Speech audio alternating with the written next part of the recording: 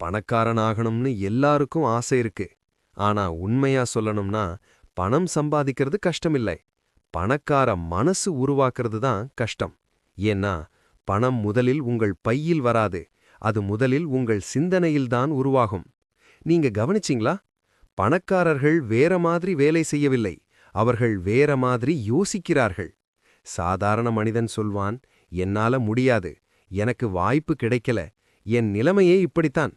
ஆனா பணக்கார மனசு சொல்லும், எப்படி முடியும், என்ன வாய்ப்பு உருவாக்கலாம், எப்படி வளரலாம்.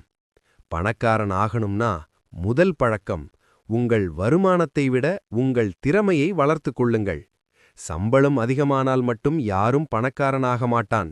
ஆனா திறமை அதிகமானால் வருமானம் தானாகவே உங்களை தேடி வரும். இரண்டாவது, செலவு செய்யாததை சேமிக்காதீர்கள். அதற்கு பதிலா முதலில் சேமிக்கவும் பின்னர் செலவு செய்யவும். பணக்காரர்கள் முதலில் தங்களை பணம் கொடுக்கிறார்கள், மீதமுள்ளதை உலகத்திற்கு செலவு செய்கிறார்கள். மூன்றாவது, நேரத்தை பணமாக மாற்றக் கற்றுக்கொள்ளுங்கள். பணக்காரர்கள் நேரத்தை வீணாக்க மாட்டார்கள். அவர்கள் நேரத்தை முதலீடு செய்கிறார்கள். சினிமா, ஸ்க்ரோல், புகார் இவை எல்லாம் ஏழை மனசின் பழக்கங்கள். படிப்பு, வளர்ச்சி, புதிய திறன் இவை பணக்கார மனசின் அடையாளங்கள். நான்காவது, பயம் உங்கள் வளர்ச்சியை கொள்ளையடிக்கும். பணம் சம்பாதிக்க ரிஸ்க் தேவை. ஆனா அறிவில்லாத ரிஸ்க் அல்ல.